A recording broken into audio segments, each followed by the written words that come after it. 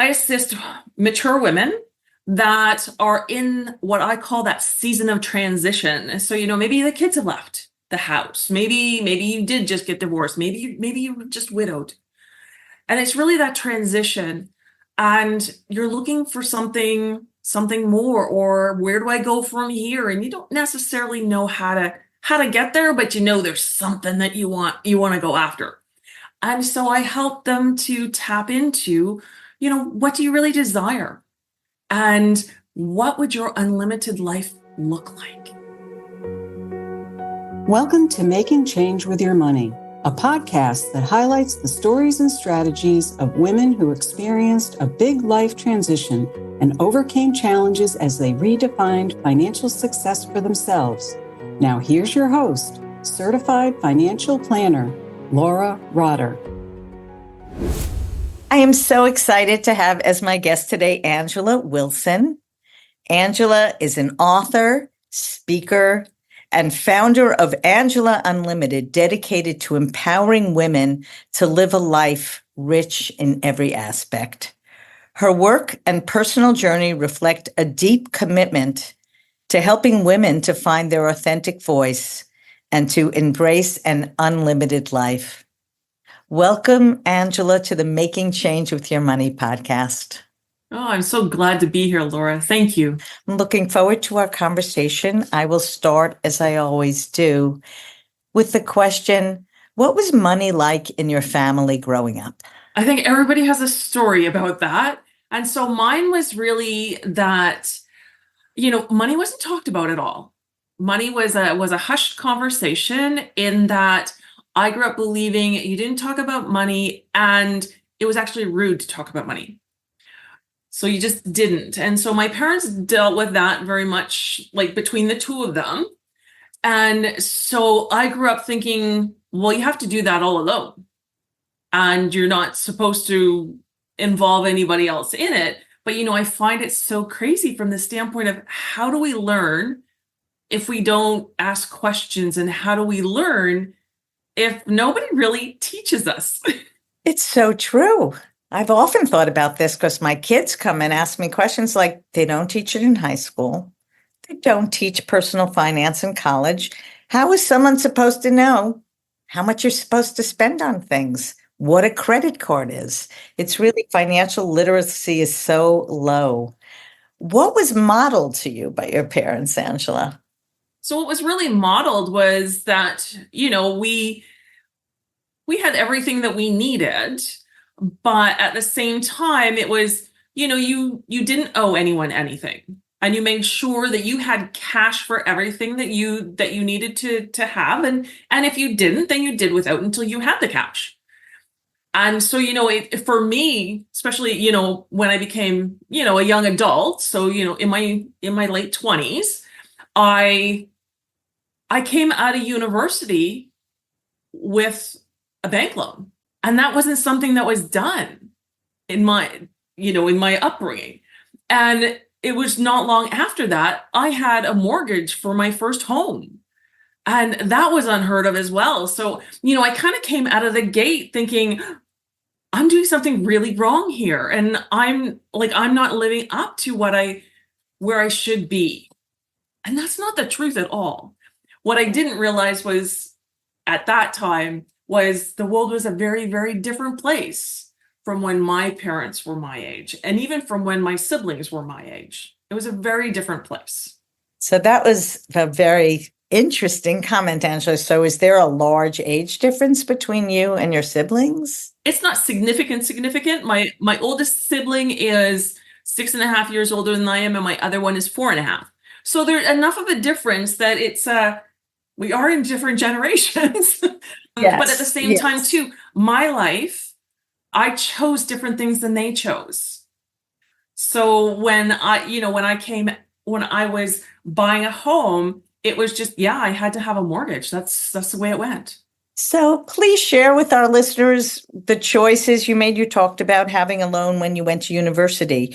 Were you unique in going to university? Was that expected in your family? What was the thought about education? Well, it's interesting. I don't remember it ever being necessarily said out loud, But I know that there was an expectation of higher education from the standpoint of my parents wanted us to do basically whatever we wanted to do, but they wanted us to like, stretch beyond where we were. And so I was always set on I was going to university. And this is one of those stories I always tell, that is, coming out of high school, you don't know what you really want to do. But at the same time, you're expected to make a decision, and even more like, anyway. And so it was interesting. I chose to become an accountant. So I am a designated CPA.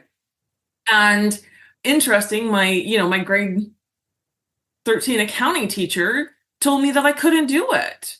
And that, not to even bother. And at that point, I'd had so many teachers tell me that I wasn't good at stuff that I just went, okay, come on. Surely I can, 18-year-old brain said, surely I can add and subtract. Right. Now, accounting is a lot more to it than that, but that's the 18-year-old brain. So I went to university, and I got, my degree that I could then go on and get my designation. So that was one of the choices that I made. That, again, that's 4 years of university. Yes. And I'm curious what strength you saw in yourself that had you choose to go sort of the science and math route rather than softer liberal arts.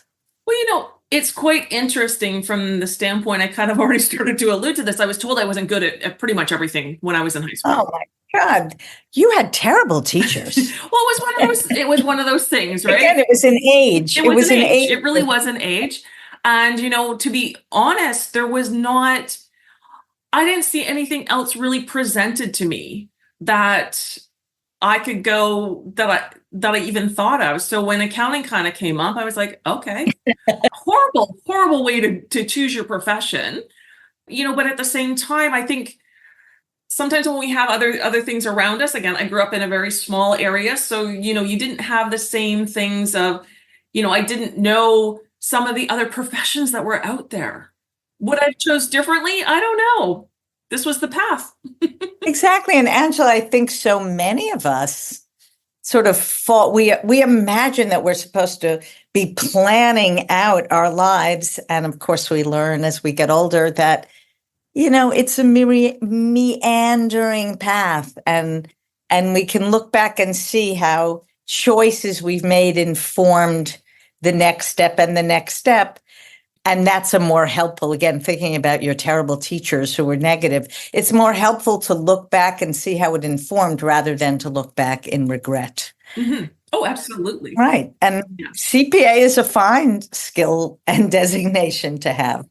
So I was going to ask how long you practiced or if you practiced as a CPA. Oh, I did. Yeah. So I worked, early in my career, I was in the big accounting firms, jumped out of the big accounting firms into a CFO position and was there for many years, had a couple of other positions, director of finance, that type of thing. And then what I did was I decided I really wanted to do something different with that part of my life. So I started my own accounting practice and I narrowed it right down to being director of finance, finance supervisor, accounting supervisor, whatever the organization wanted to call me, in the not-for-profit sector, violence against women and children and youth sector.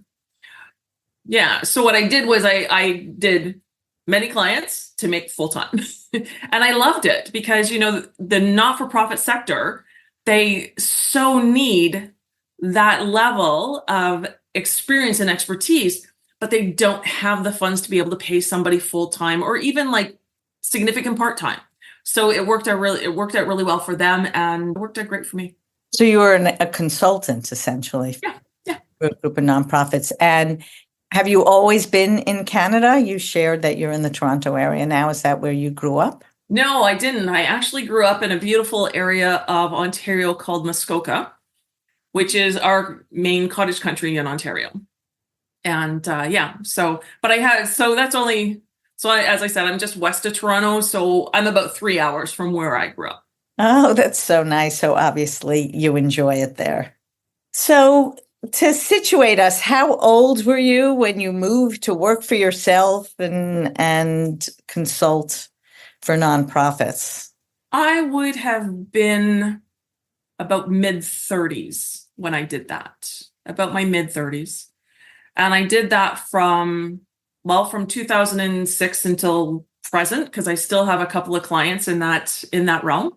So what shifted for you that had you, looking to help other women and start yet another business? Another business. Well, again, it comes out of things that we learn in our lives and stories that we tell ourselves in our lives. And I was in a very unhealthy long-term relationship, which ended. And when it ended, I did not know who I was at all.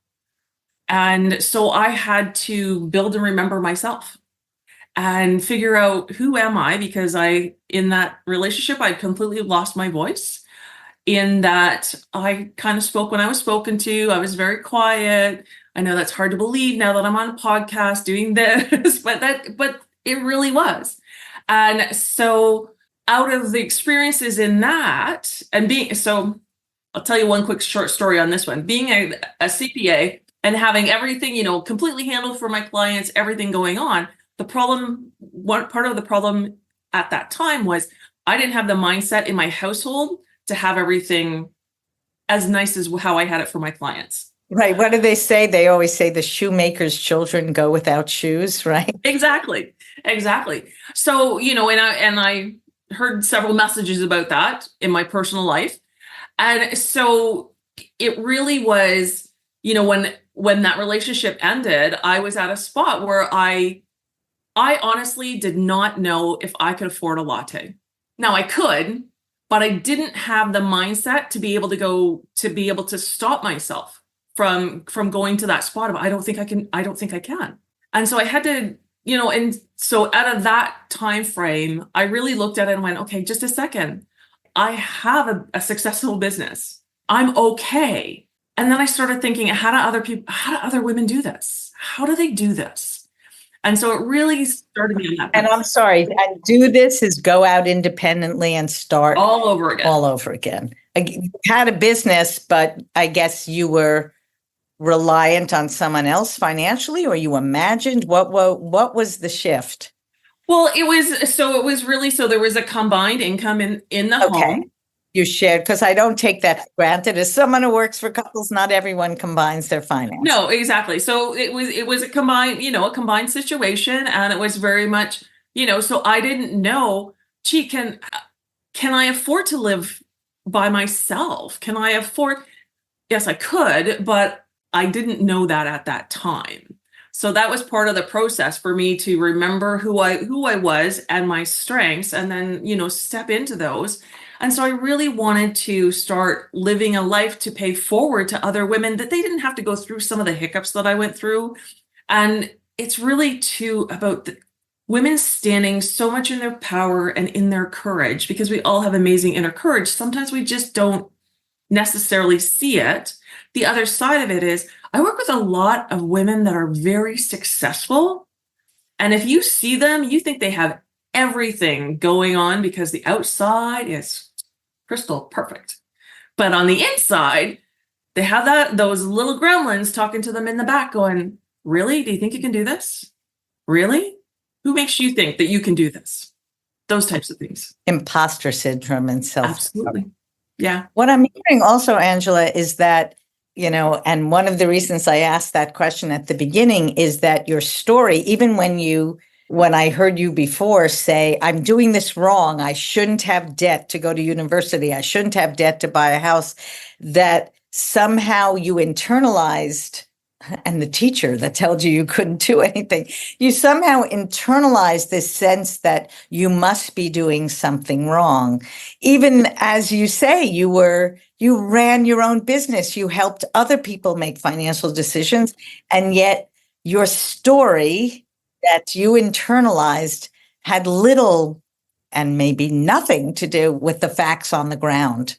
And so I certainly hear your mission that you're drawn as you went through this to help other women in similar situations. But can you really give us a sense of what it was like for you at the beginning and the practices perhaps that you took on to help you recognize your strengths? I mean, You already shared you were a little bit afraid to even buy a latte. What was it like? You had to find a place to live. What did you come up against? Yeah, so I had to find a place to live, and I figured it out.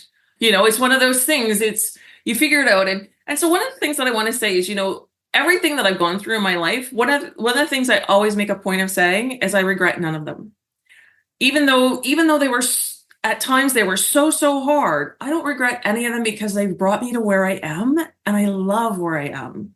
And that it's so important for that. So I just wanted to say that at this point. So really how I how I moved forward was for the first time ever, I asked for help. I actually, I had dear friends, thank goodness for them in the initial days. And then one of my friends said, you know what, I want you to go and take this class, this workshop.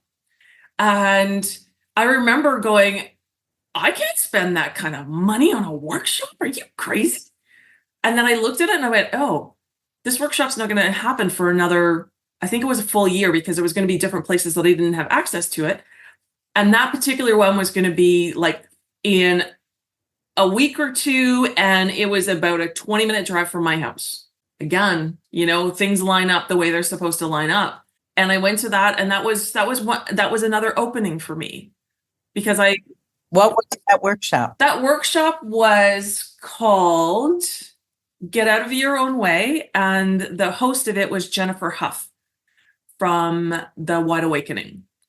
And when I went to it, I, for the first time, understood that when I actually spoke, people listened. And I was like, oh, because I didn't understand that. And I was like, okay. And so then, it just kept taking steps and going through different processes, and really just, one of the big things that I took on was I started a practice of gratitude. Gratitude is huge in my life. And, when it was first suggested to me, it was suggested that I write down 10 things. And I was like, okay, I can write down 2 or 3. I can't write down 10. And now, like, I'm a big journaler. I journal pretty much every day. And when I do, at the end of my journaling, it's as many gratitude statements as want to fly out of me onto the page, because I'm so grateful for the life that I have. And I'm grateful for, all the blessings in my life. That's so beautiful. And even as you say that, it sticks with me. Someone had brought this up, and now I think about it every time I turn the hot water on in my sink or take a shower, to be grateful for that and not to take it for granted. To be having this conversation with you, and to be grateful for the technology that allows it, for the networks that allowed us to meet each other. So many things in our lives. And of course, bigger things. It's wonderful if we can show gratitude for that, but just as important to be aware and grateful for the things that others might just take for granted.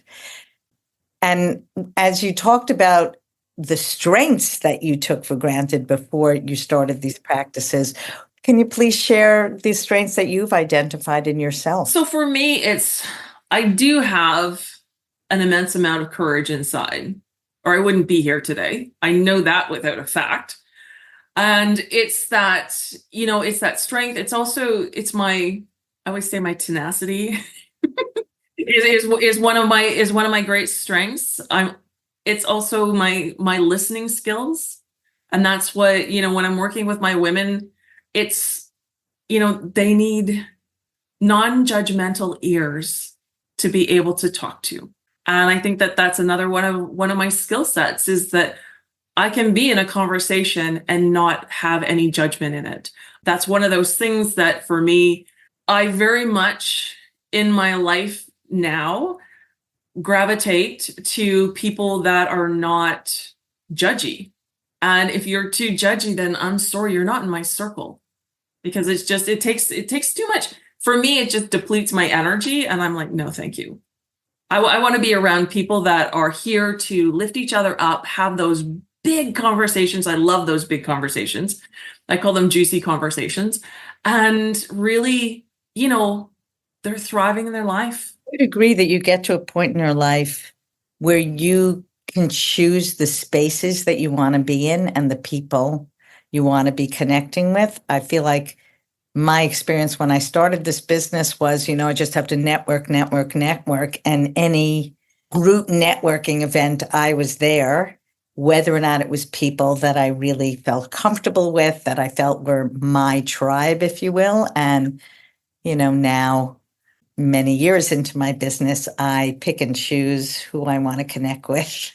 Absolutely. And I think, the other side of that is I always look at it, there are more than enough clients in the world for all of us. And so that's why I don't have a problem talking with other people that do something similar to what I do, because I believe that there's people that can hear my voice that can't hear someone else's voice. And there's people that can hear their voice and can't hear mine.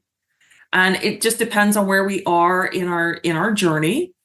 And I think too, I think there's this thing, and I went through this in a period of my life where I thought that the people in my life, they were the people that had to stay there forever.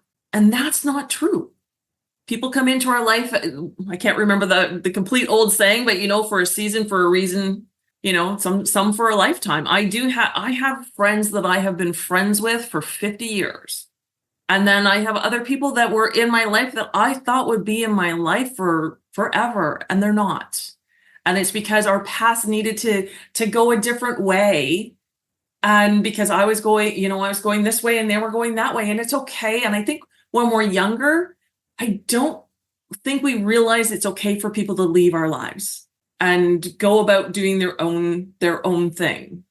And I think that wisdom that we gain as we mature is that it's okay. We're not everybody's flavor, and that's okay. Right. And we shift, and our needs shift, and our time constraints shift. That's an important thing to point out. Angela, you talk about your courage. I would assume it was courageous to leave a long-term relationship. Did that take you a while? Often you think about it before you actually do it. And especially as you communicated the fear you had of, being on your own. Yeah, well, that wasn't my choice. So my courage came picking up the pieces of my life, because it was a very abrupt end. And I was like, what do I do now? And so all I could do was pull on my courage. That's what kept me going day to day was that courage. And, even now in my life, it's that we all have bad days. So, I don't want anybody to think, I'm saying every day's perfect, because it's not, because we're human. But at the same time, it's that when you're having that little bit of a bad day, it's that, yeah, you know what? I'm okay. And to me, that's courage as well. And because one of the things that I've really noticed, and this is another one of those kind of learnings I've taken on as I've gone along, is that we tend to, especially as women, we tend to look for the evidence on how things are not working out. And yet we discount the evidence of all the things that we've actually done, that we've accomplished, that we just sailed on over. And so I really encourage the women that I work with. It's like, no, really remember, you have to tap into that evidence, because on those days where you're having a bad day, when you tap into the evidence, because on those days, you're seeing all the evidence on how things aren't working out. So when you then tap into the evidence of, no, look, I've done that, and go, oh yeah, you know what? It's just a bad day. Off I go. Thank you for sharing that. I love that. I know for myself, I try to keep positive emails that I get from clients for specifically those bad days. How do you remind yourself of the positive things that you've accomplished? Yeah, well, so again, I love the same thing as you said. Those emails that I get, or those telephone calls that I get from clients going, "Oh my gosh, Angela, you're never gonna believe what's happened." And I'm like, oh, yes. So I save those off into a spot. I also make sure that if things are going really great, I have little things around my office. And okay, so this is one of those really weird little things. So I have a stone that sits on my desk, and it's a piece of granite. And it comes from where I grew up, which is the Canadian Shield, which has granite. So for me, it's a touchstone, and it reminds me of my courage and my strength. and everything's going to be okay because that Canadian Shield's been there for a heck of a long time. And I have that same strength that this rock has. So I can do it. So it's having little things like that. It's having, little cards. I got a dear friend, mentor sent me this lovely card that had a little card in it saying, "You move mountains." So that sits on my desk just as those reminders. We all need those reminders. And that's too why I do the work that I do, is because, the women that I work with, sometimes they can't see the forest for the trees. They're amazing women. Sometimes they just need a friendly ear and a friendly reminder of how amazing they are. So Angela, please share with us, what is Angela Unlimited? When did you start it? Who do you work with? How do you work with them? So Angela Unlimited is really, I assist mature women that are in what I call that season of transition. So, maybe the kids have left the house. Maybe you did just get divorced. Maybe you were just widowed. And it's really that transition. And you're looking for something more, or where do I go from here? And you don't necessarily know how to get there, but there's something that you want to go after. And so I help them to tap into, what do you really desire? And what would your unlimited life look like?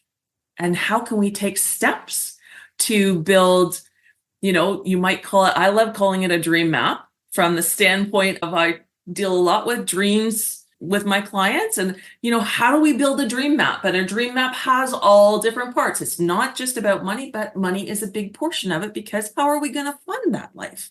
And so I come at it from a whole wealth standpoint, though, too, from standpoint of, yes, it's wealth financially, but it's also wealth in your health, wealth in your relationships. And one of those most important relationships is the relationship to yourself. Because one thing that I know is, if you're not choosing yourself and you're not being the best version of yourself as much as you possibly can every single day, then you're hiding yourself. And we weren't put here to play small. We were put here to live our lives. So I work with women in group programming. I also have one-on-one coaching that I do. I run retreats women can attend. And when did you start this business? Before the pandemic? After? How has the business evolved? It's been a bit of a journey. So it started way back. The seed for it started way back when, I didn't know who I was and said, I want to do something. I want to do something like that. And then, had to get myself in order. And then I think it was about 2016. I was sitting in a little plaza in Spain with my current husband. And I said, this idea keeps coming back. And he goes, "Tell me all about it." And I said, "Okay." So I laid out the whole thing on what the vision was. And he said, "This is what you're meant to do." And I was like, yeah. So I took a couple of more years just to, again, because I had my other practice and I was trying to figure things out. So I really jumped in, I would say about 3 years ago, like more full into this. Just love it. I love working with the clients that I work with. They're just amazing. So it's actually since the pandemic that you started the business. Yeah. So you started remotely, I'm assuming, and added the retreats as people came out of hiding. Yeah, absolutely. And, that's one of the beauties that I look, again, you mentioned this earlier in the conversation, that, the technology that we could meet and we can do these things, I found that, and I work with women all over the world and I love it. So how do women find you? As you're mentioning that you work with people all over the world. Well, best place to start is you can find me at my website, which is angelaunlimited.com. And I'm also on Facebook and Instagram. You can find me under Angela Unlimited, and LinkedIn, you can find me as Angela Wilson. Thank you so much. All of that will be posted in the show notes. I'm wondering, though, how people hear about you and what are people. So people are thinking, I'm stuck. I don't know what the next thing I am to do. It sounds like that's really how you came up with the idea, because you yourself felt stuck. So is that a similar way that people start thinking, I need someone to help me find the next step? Yeah, that is a big piece of it. Lots of times my clients have heard me speak somewhere. And when Ah, I'm talking, they're like, "Oh, that's me. I need to talk to Angela." So, there's lots of times where I love doing podcasts like I'm doing with you right now. So that's one way that they hear, but I've been on a number of summits and what have you, and done a number of speaking engagements in person. And it's that word of mouth is, I think, it's the most precious way to market ourselves, in my humble opinion, from the standpoint of I'm building a relationship with the client that I work with. And, they're not going to just see me on a little picture and go, "Oh, that's the person." They might, but to me, they need to hear my voice and really get an understanding of where I've come from, because I've been there and I understand. And that's really key when we're working in this type of work, is that you have somebody that you can relate to. and when you work with someone, is it a coaching package? So there's an expectation that you'll meet for a number of times. How do you, structure? Yeah, so I have some group programs that are 4-week program, 6-week program.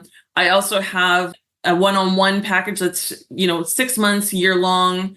And I also do VIP days that then have some follow-up sessions, so that you can check in, because again, it's one of those, accountability is a huge piece of this, because that's what pulls us forward. And it's also about taking that action and keeping in action. Thank you. So, as we're coming to the end of our conversation, Angela, I always like to close by asking my guests, how has your definition of success shifted over the years, and perhaps even financial success? Asking a CPA. That is a very interesting question, Laura. It's interesting because I don't typically use the word success when I work, just from the standpoint of, I find it polarizing, in that it means that you either succeed or you fail. And I like to look at things more from, am I going after the things that are really important to me and that I desire? And am I joyful in my life? And that's more the measure points that I am. So for me, and yes, like, so years ago, it was like, you had to have like this house, you had to have this in the bank account, you had to go on these trips, blah, blah, blah. And now it's more, yes, from a financial standpoint, to make sure that there is the abundance, I'm going to say, of funds to be able to live the life that I want to live, which is my unlimited life. And for me, part of that is travel. And there's nothing more exciting for me than to spend time with friends and to laugh and to have a great time and to play. And I think that's why I deal with what I say whole wealth, because it's all the parts and parcels of our life. It's not just the financial end of things, because at the end of the day, I want to remember all the beautiful experiences that I've had, all the great, amazing people that were in my life, and also the impact that I had going along through my life. That's what the important thing is to me. Thank you. I think that is a shift a lot of us make, which is an appropriate shift. When we're younger, we want to accumulate stuff. And when you get older, you realize, of course, you need a certain basis so you can do the things you enjoy. But exactly as you said, joy becomes important, because you can't take your stuff with you at the end of your life. You sure can't. And so I love hearing from you what you value. As you said, joy, travel, spending time with friends, making a difference. And it sounds like that is how you're measuring success now. And Angela Unlimited is helping you experience that success. So, Angela, is there anything else you would like to share with our listeners? I would share that it's never too late to change things. There's always a path forward. And also, just don't settle. Don't settle and be comfortable, because that's it's okay. Go for the great. Go for the amazing life, the life that you truly deserve, and dive into what you desire to have your life look like. You don't have to know any of the steps. All you have to do is have the desire and have it really be a passion in your heart, and it'll happen. So beautifully said. Thank you so much. Thank you for taking the time for this conversation, Angela. I really enjoyed it.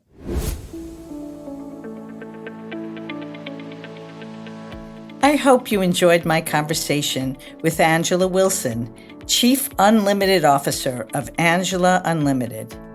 And I'm going to share some of my takeaways. Number 1, know that all your life experiences, good and bad, contribute to where you are today. Angela shared that when her relationship with her first husband ended, she was so insecure financially that she was not even sure if she could afford a latte. Though it was a very difficult time for her, she does not regret having lived through it, as well as other tough periods, because they have brought her to where she is today. My second takeaway: learn how to ask for help. Angela wasn't used to asking for help from others, yet she was able to make it through this difficult period in her life by, for the first time ever, asking for help from her friends. And finally, recognize that things line up the way they're supposed to line up. Angela's friend recommended that she attend a workshop. Her first reaction was that it was way too expensive for her to attend. But when Angela realized that it was taking place the following week at a location 20 minutes from her home, and that the next one was a year away in a faraway location, she decided to attend. And that was an opening for her. If this podcast conversation has struck a chord with you, don't hesitate to reach out and schedule a conversation with me so you can start your journey towards your purpose. Are you enjoying this podcast? Please don't forget to subscribe so you won't miss the next episode. And if you love the show, a rating and a review would be greatly appreciated and will help others just like you to find it. Thank you so much.